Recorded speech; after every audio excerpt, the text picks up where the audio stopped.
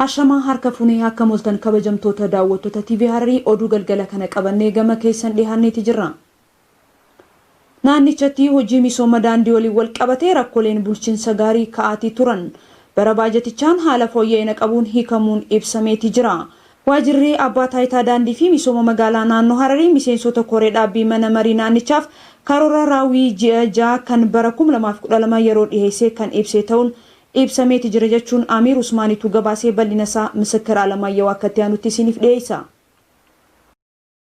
Rakkoolee bulchiinsa gaarii furuuf karoorfamee hojjetamaa kan ture piroojeektiin daandii asfaaltii naannawaa Ererii fi Awmar sadarkaa gaarii irratti kan argamu ta'uu ittaanaan itti gaafatamaa waajjira misooma daandiiwwanii fi geejjibaa naannoo Hararii kan ta'an Obbo Abdii Limaay wayitaa gabaasa dhiyeessaniiraniiru. Piroojeektiin misooma daandii kuni baajata hojii daandilee fi qabame keessaa qarshii miliyoona 7.7 fayyadamummaa diinagdee hawaasaa mirkaneessuu fi aanota kanneen akka Erersoo fi Dirree Xiyyaaraa fa'aa irratti piroojeektiiwwan kanneen biroo dabalatee hojjetamaa kan jiru ta'uu ibsaniiru. Dabalaniis karooran alaa hojjetamaatii kan jiru Hawaayyetti Eelaa Soofii Burqaatti ammoo hojiin guutinsa biyyee meetir kuubii 33.6 guutuuf yaadame meetir kuubiin 30 kan guutame ta'uu kan himan Obbo Abdiin raawwiin isaas 90% akka milkaa'e himu. Itti dabaluunis suphaa daandilee fi daandilee qulqulleessuu irratti aanota baadiyyaa 8 irratti karoorfamuun daandiin kiiloomeetira 158 ol qulqulleessuu fi suphuun kan danda'ame ta'uu kan ibsan Obbo Abdiin hanga yoonatti daandiin kiiloomeetira 100 fi 17 ta'uu akka suphame gabaasa isaaniin hubachiisanii jiru. Gabaasa koree dhaabbii naannichaaf dhiyeessaniin birrii miliyoona 38 ol daandii kiiloomeetira 47 aanota baadiyyaa 8 keessatti suphaaf kan oole yoo ta'u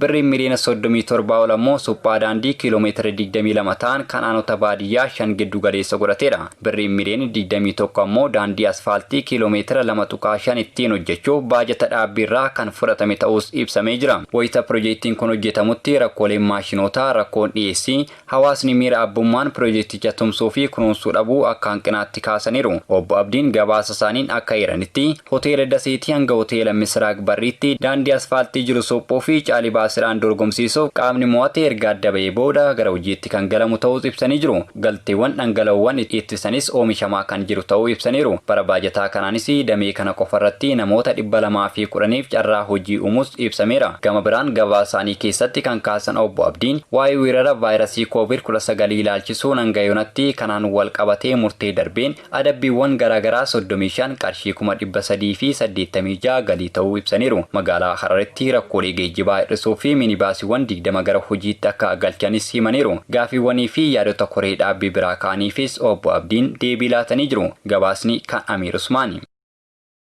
Magaalaa Hararitti lafa hektaara 268 ol karaa seeraan alaatiin weeraramuun ibsameeti jira. Olaantummaa seeraa hojiirra oolchuu dhabuun roogichaan gufuu guddaa ta'uunis ilaalamuun danda'ameeti jira jechuun Imaaj Abdiitu gabaasee bal'inasaa Alam Gammachuu akkatti aanutti isiniif dhiyeessiti.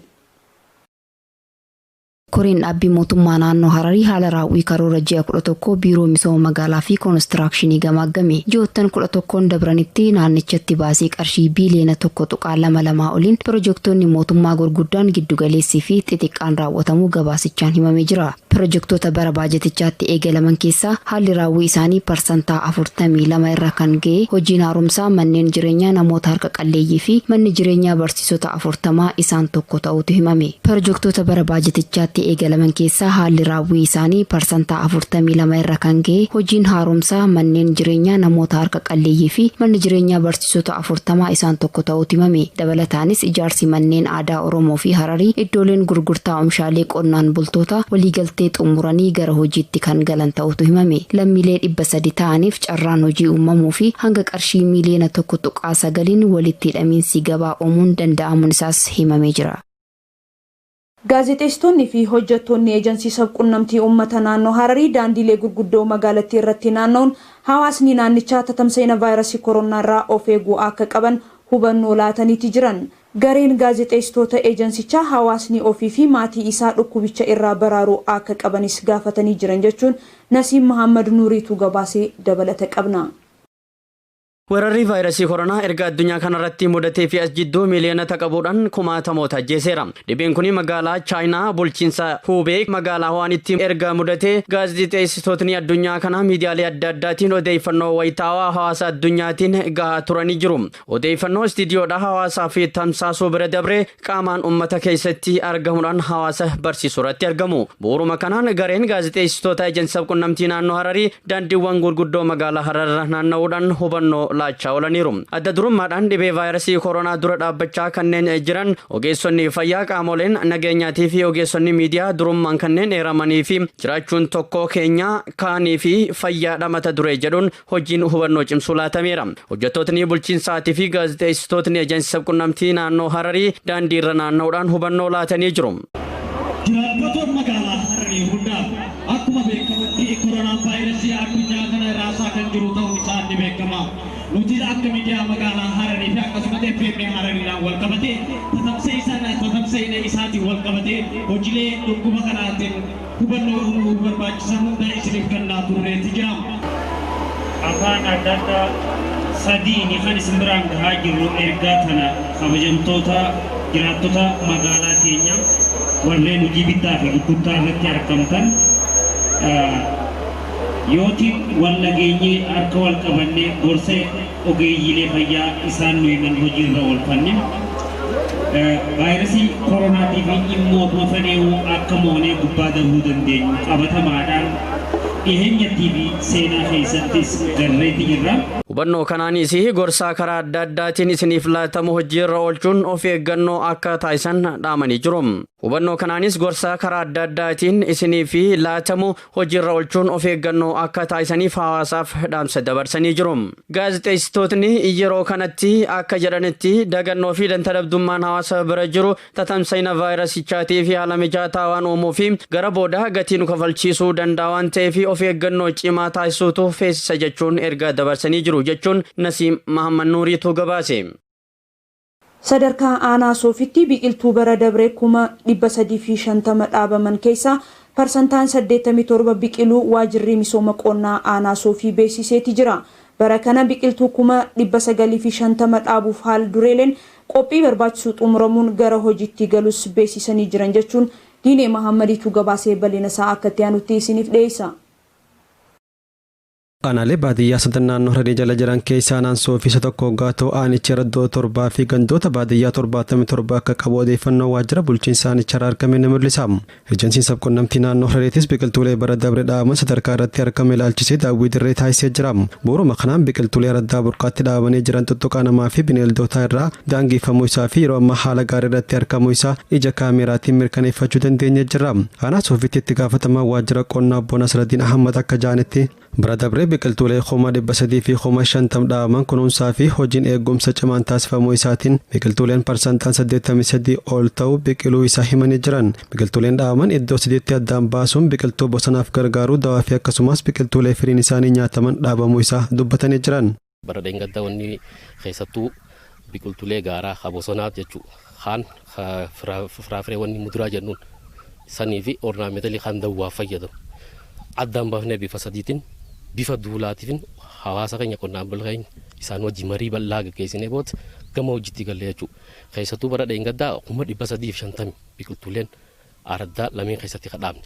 Sadarkaa amma irra jiru yeroo laallu haalaan bareedaadha. Haalaan maaliif parsantaa 83 haa ta'u qabatee jira jechuudha biqiltuun kun.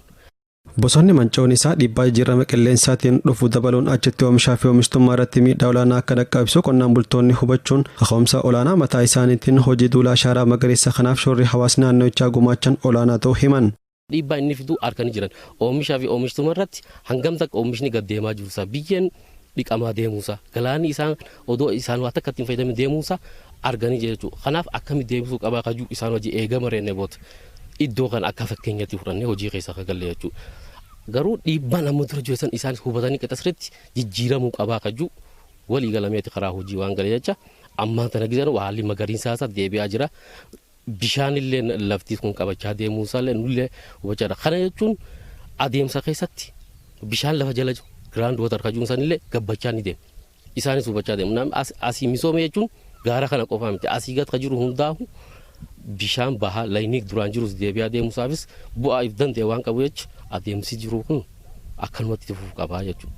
Bara dabre sadarkaa aanichaatti lafa hektaara 194 irratti hojii misooma ashaaraa magariisaa hojjetamuu eeruun bara kana immoo kana ol guddisuuf biqiltuu 900 fi 50 ol dhaabuuf karoorfachuun hojiitti galuu addeessan. Wirtuun biqiltuu aanichaatti argamanittis haaldureen qophii barbaachisu xumuramuudhaas himan. Bara dheenggaddaa 850 san lafa hektaaran yeroo laalu 194 lafti misoomuuf danda'ame jechuudha. Barana kanuu bal'ifuu qabna jennee biqiltuu 950 dhaabuudhaaf karoorfanne jechuudha. Kun eessarra jalqaba wirtuu biqiltuu achirraa qophiin taasifamuu qaba. Sana keessa nuti hanga amma qophii hate dhaabuudhaaf jechuudha 900 harkaa qabna jechuudha. Dhumarratti obbo Nasraddiin dhaamsa dabarsaniin akka jaanitti karoora sadarkaanatti qabame milkeessuuf hawaasni hundinuu vaayirasii koronaa irraa of eeggannoo gochaa hirmaannaa isaanii akka itti fufan dhaamanii jiran. Wanni waliigalaanii waan dhaamsu barbaadu biqiltuun dhaabaati koovid kanaas firraa ittisuu dandeenya. Biqiltuu yeroo dhaabnu garuu dhukkuba addaan fageenya keenyaas ogeessi fayyaa waan dabarsan isaa kanaas hojiirra oolchaa maatii keenyallee gizee galu dhukkuboota koronaa hojii wal qabate harka isaanii dhiqachuu akka qaban maaksii illee gizee magaalaa dhaqan uffachaa akka deeman sanyii isaaniillee lafti amma dura qalxaa ba'aa turte karaa misoomatti akka deebisan. Oomisha diinagdee akka biyyatti kun koronaa kun fidaa dhiibbaa jiru kanaas akka addaa fi akka aanaattis akka hin finne qonnaan bulaa keenya dammaqee bifa addaatiin hojii keessatti waan galuu qaba jecha anillee dhaamsa qonnaan bulaaf dabarsu barbaada.